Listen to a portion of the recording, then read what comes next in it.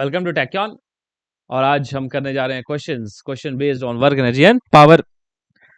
Last class में हमने देखा how to calculate the work dones and we have also seen about the energies भी कौन से देखे हमने। पोटेंशियल एनर्जी को अच्छे से समझा और उसमें ये भी समझा कि what is the meaning of potential energy में spring potential energy, gravitational potential energy.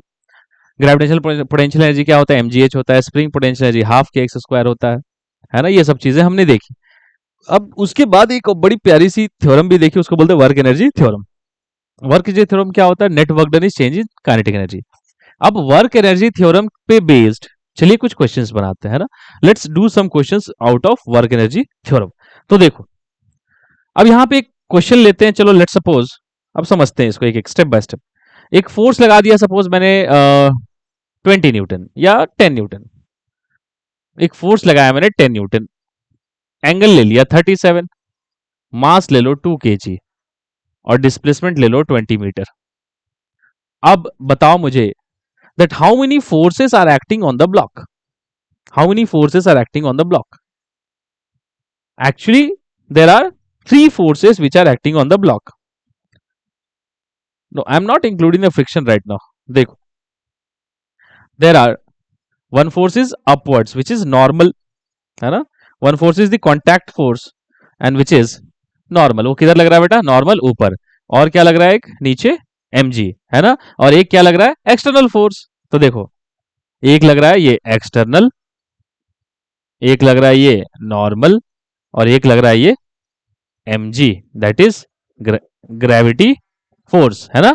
अब एक बात बताओ, कितने फोर्सेस हो गए? 3 फोर्सेस हो गए, है ना। तो 3 फोर्सेस हो गए, तो तीनों फोर्स का क्या होगा? वर्क डन होगा। तो देखो अब हमारा काम क्या है? First find out work done external, फिर निकालो वर्क डन बाय नॉर्मल, और फिर निकालो वर्क डन बाय ग्रेविटी। और इसमें एक और चीज ऐड कर लेते हैं, चलो फ्रिक्शन। तो म्यू की वैल्यू ले लेते हैं 0.5।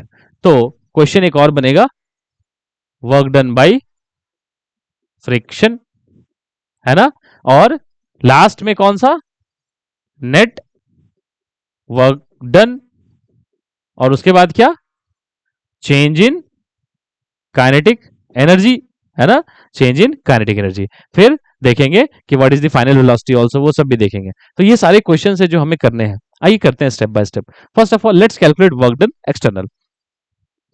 तो वर्क डन एक्सटर्नल, हाँ ऐसे भी इसको हम लोग समझ सकते हैं। देखो कैसे, चलो वर्क डन एक्सटर्नल करते हैं। तो पहले हम लोग क्या करते हैं, इसे कंपोनेंट्स वगैरह ब्रेक कर लेते हैं। देखो अलग डायग्राम कर लेंगे इसका, तो छोटा कर लेते हैं, या इसी में देख सकते हैं आप, कुछ भी नहीं है इसमें, क्लैरिटी है कि एक्सटर्नल फोर्स के 2 कंपोनेंट है, एक इधर और एक इधर, है कि नहीं। तो 10 का 2 कंपोनेंट हुआ, इधर हो गया कितना? 8 न्यूटन, और एक इधर कितना हो गया? 6 न्यूटन। अब एक बात बताओ, एक्सटर्नल फोर्स का कौन सा कंपोनेंट वर्कडन कर रहा है? वो साफ साफ मुझे दिख रहा है कि 8 न्यूटन वर्कडन कर रहा है और 6 न्यूटन को भी वर्कडन नहीं कर रहा है। वो कंपोनेंट ऑफ फोर्स वर्कडन करती है जो अलोंग द लाइन एक्ट करती है डिस्प्लेसमेंट के। तो कौन सा कंपोनेंट है? 8। तो 8 इंटू 20, तो वर्कडन एक्सटर्नल कितना है? Work done external is 8 into 20। कैसे? 8 इंटू 20 कितना हो गया? ये 160 प्लस 160 जूल। अच्छा, now work done by normal. Normal कैसा फोर्स है? नॉर्मल आप देख पा रहे हैं, normal is perpendicular to displacement. Normal is perpendicular to displacement and for perpendicular forces there is no work done. तो परपेंडिकुलर फोर्स वर्क डन थोड़ी करता है। If the displacements are perpendicular to force या force is perpendicular to displacement, then there is no work done of perpendicular force. तो इसका work done कितना हो जाएगा? It's something n into 20 cos 90 ना। तो cos 90 मतलब 0। अच्छा, ग्रेविटी का भी देखो, तो gravity and displacement is also perpendicular, तो work done is 0। Work done by friction, yes, friction किधर एक्ट करेगा? फ्रिक्शन एक्ट करेगा अपोजिट डायरेक्शन में, इधर ना। ठीक, अब बताओ फ्रिक्शन का वर्क डन होगा? बिल्कुल होगा, नेगेटिव वर्क डन होगा। तो चलो नेगेटिव वर्क डन होगा, तो सबसे पहले फ्रिक्शन निकालते हैं कितना है। Friction max is mu into N. Mu कितना है? 0.5। नॉर्मल कितना है? देखो नॉर्मल कैसे निकालेंगे, नॉर्मल निकालना है तो बस बेसिक डायग्राम है। देखो इस ब्लॉक पे नीचे की तरफ फोर्स कितना लग रहा है, एक 6 और एक mg, mg कितना है बाय द वे 20, 6 और एक 20, और ऊपर की तरफ क्या लग रहा है, नॉर्मल। तो देखो यही तो है, नीचे की तरफ क्या लग रहा है 20 न्यूटन लग रहा है mg, और एक 6 न्यूटन, इन दोनों को ऐड कर दो, ऊपर क्या लग रहा है नॉर्मल, है कि नहीं, नॉर्मल ऊपर 6 newton downwards and mg is downward, so what is normal now 26 newton, normal है 26 न्यूटन, तो कितना हो जाएगा 0.5 into 26, so it becomes 13 newton, तो friction is 13 newton and friction is opposite to displacement, so the work done is negative, so 13 into 20, 13 into 20 and with a minus sign, minus 13 into 20 कितना हो गया minus 260, minus 260 joule, है ना, minus 260 joule work done by friction. अच्छा one more thing is important that this is a setup which is not possible. Why? Because what I have taken is I have taken external force as 8 Newton and the maximum friction is 13 Newton. So it will not move. That's why the work done by friction is coming more than the work done by external. It should not happen. External work done must be greater. So this was the thing. You should notice what is the thing which is very noticeable here. बताओ इसमें क्या अच्छी बात देखी मैंने कि work done bye जो friction आया वो कितना आ गया -260 जूल, और वर्क डन एक्सटर्नल कितना है +160। अरे यार गजब हाल है, इनपुट वर्क डन है ही नहीं ज्यादा, तो फ्रिक्शन का वर्क डन ज्यादा आ गया, so that's why it's irritating. Why it is happening actually, because 8 newton is the driving force and the maximum force is 30 newton, तो ये मूव ही नहीं करेगा ना। So what is the thing which we can have to change, यहाँ पे change कर दो इसको, ये मूव ही नहीं करेगा, तो इसको क्या कर दो 100 कर दो, इसको क्या कर दो 100 कर दो। अब देखो मूव करेगा कैसे, अब क्या कर देते हैं इसको 100 कर देते हैं। So suppose it is 100 Newton, है ना, तो ये कितना हो जाएगा 80 न्यूटन, और ये कितना हो जाएगा 60 न्यूटन, और ये कितना हो जाएगा 60 + 20, 60 + 20 कितना हो जाएगा 60, हाँ 80 न्यूटन, है ना, तो नॉर्मल हो जाएगा 80 न्यूटन, है ना, नॉर्मल 80 हो जाएगा, तो फ्रिक्शन कितना हो जाएगा, फ्रिक्शन हो जाएगा, फ्रिक्शन हो जाएगा 0.5 इंटू 80, मतलब कितना 0.5 इंटू 80 बोले तो 40 न्यूटन, मैक्सिमम फ्रिक्शन कितनी हो जाएगी 40 न्यूटन, है ना। क्या किया मैंने, देख मैंने कुछ नहीं किया, एक्सटर्नल फोर्स को कितना ले लिया 100, 100 का दो कोऑपरेट 80 और 60, तो देखो 80 is the driving force and 60 and 20 together will give how much 80 Newton normal, 80 Newton normal का आधा is maximum friction that is 40 Newton. अब क्या है, driving force is greater than the frictional force, so driving force की जगह यहाँ पे कितना लिख देना है बस, अब देखो सब सेट हो जाएगा, यहाँ पे कितना आ गया 8 है कि वो 80 है, दैट इज 80 ना, सो 80 into 20 is 1600 and now see ये क्या हो जाएगा -40 हो गया ना फ्रिक्शन,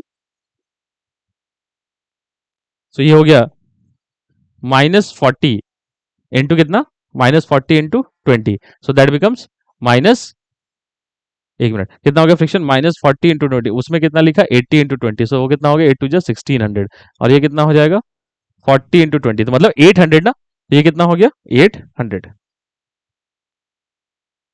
ये हो गया 800 जूल, बस -800 जूल। तो अब ये चीज ठीक लग रही है मुझे क्या, अब देखो तो work done external is greater than the work done by friction, so what is net work done, that is 1600 -800 and that is 800 joule, and net work done is equal to change in kinetic energy, so the change in kinetic energy is 800 joule, and how we can represent that, like suppose if the velocity here is u and if the velocity here is v, तो क्या लिखना चाहिए बेटा, half m v square minus half m u square, ये थी अच्छी बात। So this was the thing I wanted to tell you, समझो एक बार मैं ब्रीफ कर देता हूं, क्या दिया था मैंने, एक फोर्स दिया था एंगल पे 100, 100 फोर्स दिया था, 100 फोर्स दिया था, एक फ्रिक्शन दिया था, एक एक्सटर्नल फोर्स दिया था, and we have found out everything, external work done by normal, work done by gravity, work done by friction, work done net, change in kinetic energy, ठीक।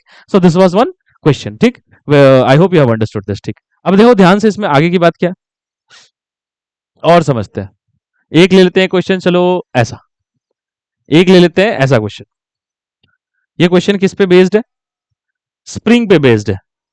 मान लो कोई ब्लॉक है, ये नेचुरल लेंथ की line है spring की, इसको मैंने इलोंगेट किया यहां तक, इलोंगेट कितने दूर किया, 2 मीटर तक, और यहां से रिलीज करने वाला हूं, I want to release from this line, and then मैं क्या पूछ रहा हूं, इस लाइन से अगर मैंने छोड़ा तो इस लाइन तक आते आते, नेचुरल लेंथ की लाइन तक आते आते इसकी वेलोसिटी कितनी होगी, और नेचुरल लेंथ को क्रॉस करके x इक्वल टू -1 मीटर पे वेलोसिटी कितनी होगी। ठीक, ये तो +2 मीटर था, तो इसमें कुछ भी नहीं है। देखो ऐसे सोचना हमेशा। मैं कहां से आ रहा हूं, चलो ए बोल देता हूं इसको, और बी, मैं ए से बी आ रहा हूं। जब ए का टोटल एनर्जी लिख लो, ए का टोटल एनर्जी और बी का टोटल एनर्जी, बात समझ में आ जाएगा। ए पे बॉडी के पास कौन सी एनर्जी है, रिलीज कर रहे हैं मतलब काइनेटिक एनर्जी तो नहीं है। ए पे कौन सी एनर्जी है उसके पास, पोटेंशियल एनर्जी। तो ई ए पोटेंशियल एनर्जी है ना उसके पास, क्या है, हाफ के एक्स स्क्वायर। अच्छा बी पर आया, बी पे जब वो पहुंचा तो पोटेंशियल एनर्जी जो है वो किस में कन्वर्ट कर गई, इस पॉइंट पे, पॉइंट बी पे कौन सी एनर्जी नहीं है, नेचुरल लेंथ पे है ना, नेचुरल लेंथ पे है मतलब पोटेंशियल एनर्जी नहीं है, तो पोटेंशियल एनर्जी नहीं है, बट कौन सी एनर्जी है, काइनेटिक एनर्जी है। तो काइनेटिक एनर्जी क्या होगी, हाफ एम वी स्क्वायर। बात समझने लायक है, देखो समझने लायक क्या बात है कि हुआ क्या टेक्निकली, यहां की टोटल पोटेंशियल एनर्जी यहां आते आते किस में कन्वर्ट कर गई, काइनेटिक एनर्जी में। तो क्या हो गया, हाफ के एक्स स्क्वायर कन्वर्ट हो गया, हाफ के एक्स स्क्वायर कन्वर्ट हो गया हाफ एम वी स्क्वायर, बस सिंपल सी बात। अच्छा देखो, अब देखो हाफ हाफ कट गया, के की वैल्यू ले लेते हैं सपोज 10 न्यूटन पर मीटर, के को ले लेते हैं 10 न्यूटन पर मीटर, तो क्या लिखेंगे, के को ले लेते हैं 10, एक्स कितना फैलाया था मैंने, 2 फैलाया था ना, 2 स्क्वायर, और यहां मास कितना है, मास ले लो सपोज अगेन 2 kg, तो क्या लिखेंगे, 2 × V1 स्क्वायर, तो क्या हो जाएगा, ये 2 5 जा, तो V1 स्क्वायर कितना हो जाएगा, ये हो जाएगा 5 4 जा 20, तो V1 कितना आ जाएगा, √20 मीटर पर सेकेंड। ठीक, इस तरीके से समझ में आया। अब देखो ध्यान से, अब क्या करते हैं, हाँ अब देखो किसका करते हैं, let's do the other one. अब मुझे क्या करना है, V2 निकालना है, तो ए बी इसको सी बोल दो, टोटल एनर्जी इक्वल कर दो हर जगह। तो क्या लिखूंगा मैं, total energy at A, total energy at B is equal to total energy at C. What is the total energy at A, the total energy at A is nothing but spring potential energy. What was the total energy at B? The total energy at B is nothing but only kinetic energy. But if you see at C, C has both the energies. It has kinetic energy as well as potential energy, है ना, because ये extreme position पे नहीं है, क्योंकि extreme position 2 पे है तो ये -1 पे है, it is not an extreme position, तो काइनेटिक एनर्जी तो जीरो नहीं होगी। और दूसरी बात, ये नेचुरल लेंथ पे भी नहीं है ताकि इसकी पोटेंशियल एनर्जी जीरो हो, तो ये कहीं बीच में है, तो इसके पास दोनों है, तो दोनों है मतलब ऐसे लिख सकता हूं क्या, देखो तो EC is nothing but half के, चलो इसको बोल देते हैं x2, इसको बोल देते हैं x1 स्क्वायर प्लस इसको क्या बोला था मैंने, v1, ये क्या हो जाएगा, हाफ एम v2। ये समझना है बस, देखो है ना, हुआ क्या, इसको मैंने x2 बोला और इसको क्या बोल दिया, x1। देखो यहां पे था तो इसके पास कौन सी एनर्जी थी, हाफ के x2 स्क्वायर, वो यहां पहुंचा तो किस में कन्वर्ट कर गया, हाफ एम v1 स्क्वायर, वो ही हाफ एम v1 स्क्वायर यहां पहुंचा तो उसमें कुछ पार्ट ऑफ काइनेटिक एनर्जी किस में कन्वर्ट कर गया, पोटेंशियल एनर्जी में, और कुछ पार्ट किस में चला गया, काइनेटिक एनर्जी में। यही तो इक्वेशन है। अब ध्यान से देखो, कहीं से कुछ भी कर लो। अब मुझे क्या चाहिए, V2 चाहिए, तो V2 चाहिए तो चलो करते हैं, इन दोनों को इक्वल कर लेते हैं क्या, ये हम लोगों ने देखा अभी शायद कितना आया था, ये हाफ इंटू 10 और कितना 2 स्क्वायर इज इक्वल टू, उधर आ जाओ, half into 10 into 1 square plus half, mass कितना है 2 इंटू V2 स्क्वायर, ये 2 2 कैंसिल, ये 2 5 जा, ठीक, तो कितना हो गया, 2 5 जा, तो 5 4 जा 20, और ये 5 प्लस V2 स्क्वायर, तो V2 कितना हो गया, V2 हो गया 40 माइनस √35 मीटर पर सेकेंड आना चाहिए। ठीक है, एनर्जी कंजर्व करने आना चाहिए। आगे की बात देखो, और क्वेश्चन। अच्छा एक चीज ये देखो, ये बड़ा प्यारा सा एक सेटअप है, समझो इसको।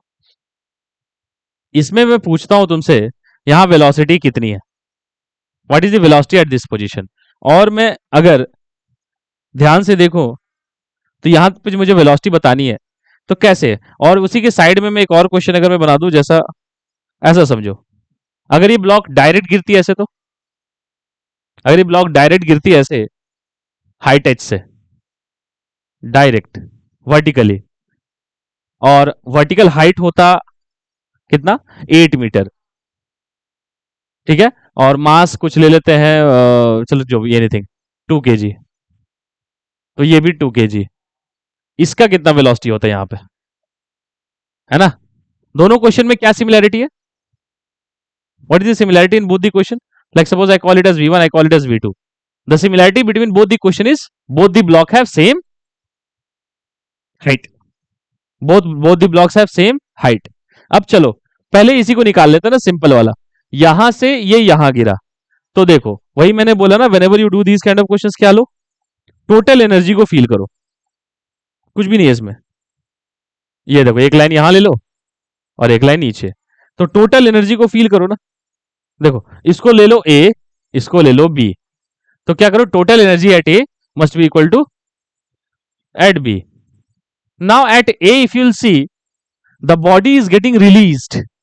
So released मतलब kinetic energy क्या है, जीरो है. So only which energy it has, potential energy. Potential energy with respect to line B, है ना? तो potential energy कितना होगा, लिखूंगा ऐसे, लिखूंगा it has only potential energy. और लाइन B तक आते आते क्या हो गया, पोटेंशियल एनर्जी टोटल खत्म हो गई, सारी किस में कन्वर्ट कर गई, काइनेटिक एनर्जी में. तो half m v two square ऐसे लिखेंगे ना. सो V2 कितना आया, √2GH, मतलब √2 × 10 × H कितना है, 8, तो 8 2 16,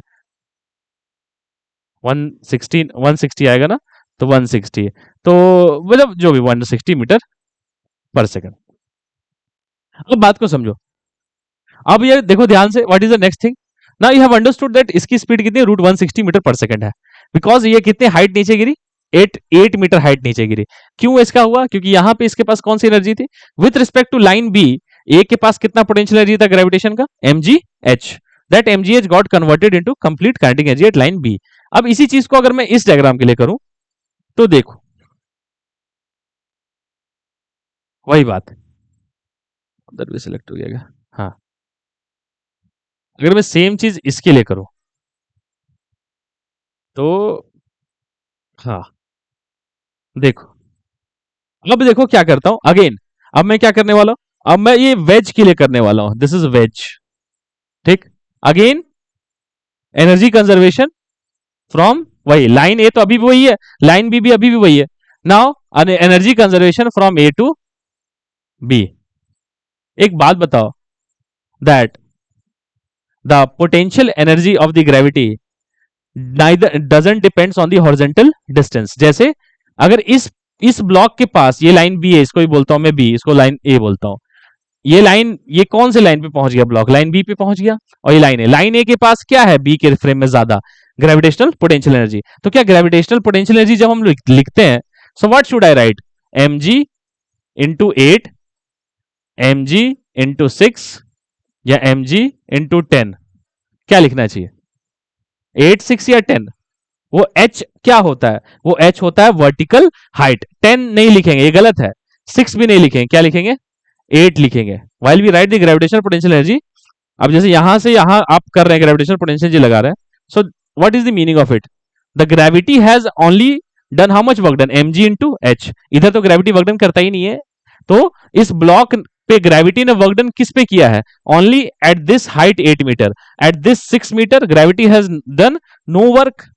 इधर थोड़ी ग्रेविटी वर्क डन करती है, इसीलिए ओनली वर्टिकल हाइट लिया जाता है. तो इसका भी क्या होगा, mg × 8 इज इक्वल टू कितना, हाफ एम V1 स्क्वायर. अरे सेम ही तो आएगा answer again, √160 metre per second. मतलब अगर आप 8 मीटर के हाइट से डायरेक्ट गिरा दें, या आप वेज के थ्रू लाए 10 metre, but still height is 8 meter, in both the cases blocks will have same speed at the bottom, because in both the cases both the blocks had only both the blocks had the same extra gravitational potential energy with respect to the reference line, है ना. तो ये चीज है. और देखो इसमें, हाँ मान लो ऐसा कोई क्वेश्चन है, जैसे कि सोचो जैसे मान लो कि ये कोई स्प्रिंग है, स्प्रिंग की लेंथ है, ये कोई स्प्रिंग है, स्प्रिंग की लेंथ कुछ है अपनी, ले लेते हैं ये लेंथ, लेंथ ले लेते हैं कुछ, उसकी जरूरत भी नहीं है लेंथ की, यहीं से देख लो। मान लो ये नेचुरल लेंथ है ना, और ये वाली लेंथ सपोज ले लेते हैं 4 मीटर, ऐसी फिक्टिशियस वैल्यू 4 मीटर, और के की वैल्यू 10 न्यूटन पर मीटर, और फ्रिक्शन कोफिशिएंट ले लेते हैं 0.5 है ना, और ब्लॉक का मास ले लेते हैं 2 kg। क्वेश्चन है what is the velocity at this position. Friction के साथ करते हैं, है ना, इस बार क्या करते हैं, फ्रिक्शन के साथ करते हैं। What is the velocity at this position, मैंने यहां से रिलीज किया, क्या करना है अगेन, लाइन ए और लाइन बी, है ना। तो ध्यान से अगर हम लोग देखेंगे तो अब यहां पे एनर्जी लॉस का भी केस है ना। अब हम लोग यहां ध्यान से देखेंगे तो बात समझ में आएगा, देखो थोड़ा समझने वाली बात है। देखो खर्च किधर हुआ, देखो जैसे कि ध्यान से देखो, ए के पास कितनी एनर्जी है, ए के पास कितनी एनर्जी है, ए के पास कौन सी एनर्जी है, ओनली स्प्रिंग पोटेंशियल एनर्जी, ठीक। और बी के पास कितनी एनर्जी है, बी के पास नेचुरल लेंथ पे आ गया ना, बस काइनेटिक एनर्जी। बट क्या ये टोटल एनर्जी यहां कन्वर्ट हो जाएगा, नहीं, फ्रिक्शन क्या करेगा, खा जाएगा वर्क डन, फ्रिक्शन का वर्क डन नेगेटिव होता है ना, तो फ्रिक्शन वर्क डन खा जाएगा। तो ये जो टोटल एनर्जी हमारे पास थी ना बेटा, ये क्या ईबी के इक्वल है इस बार, is energy getting conserved, no, why, because total energy at A is not getting converted into total energy at B. Why? Because friction has done a negative work done, and that's why some energy is getting lost. So EA is exactly not reaching as EB. तो कैसे reach करता है बेटा, EA के दो part हो जाते हैं बेचारे के पास, एक EB हो जाता है और प्लस कुछ कौन खा जाता है, फ्रिक्शन। बस ये इक्वेशन लिखने आना चाहिए। मतलब क्या हुआ बेटा, समझो, लाइक सपोज EA की वैल्यू थी 100 जूल, ये बोले तो टोटल एनर्जी, और यहां तक आते आते क्या 100 जूल होता है, नहीं, फ्रिक्शन ने मान लो यहां आते आते वर्क डन, टोटल एनर्जी बची 80 जूल, तो फ्रिक्शन ने कितना खा लिया, फ्रिक्शन ने 20 जूल खा लिया, मतलब 100 जूल में से 80 जूल पहुंचा टोटल एनर्जी, 20 जूल कौन खा गया, फ्रिक्शन खा गया। तो ऐसे समझ में आना चाहिए कि 100 इज इक्वल टू क्या है, 80 प्लस 20, मतलब total energy at A is equal to total energy at B plus work done by friction, है ना, दोनों में खर्चा हुआ वो टोटल एनर्जी, इस तरीके से। अब ये देखो ध्यान से, ये अब वर्क डन बाई फ्रिक्शन क्या है, कुछ नहीं, वर्क डन बाई फ्रिक्शन कितना है, यही लिख देते हैं ना, ये कितना है, देखो हाफ, के कितना लिया 10, एक्स कितना लिया 4 लिया गया, सो 4 स्क्वायर कितना हो गया, 16 5 जा 80 जूल। अच्छा ये कितना है, देख हाफ, मास कितना 2, इसी में तो इंटरेस्ट है वी स्क्वायर में, वी पूछा है ना, तो कितना होगा वी स्क्वायर, तो कितना आ गया देख, ये की जगह लिख दूंगा मैं 80, ईबी की जगह वी स्क्वायर, और वर्क डन बाय फ्रिक्शन कितना, work done by friction positive लेना है यहाँ पे, या नेगेटिव नहीं है, वो ऐड कर दिया है मैंने, उस तरीके से मत सोचना उसको।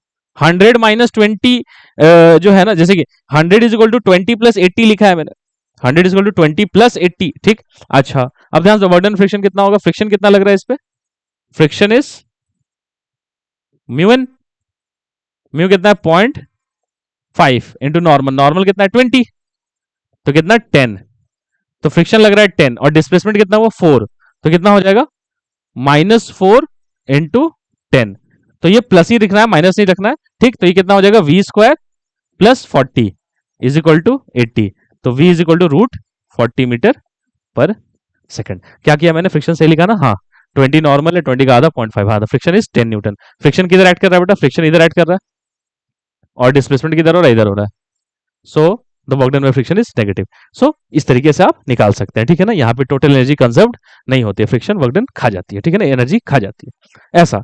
और इसमें अगर हम लोग ध्यान से देखें तो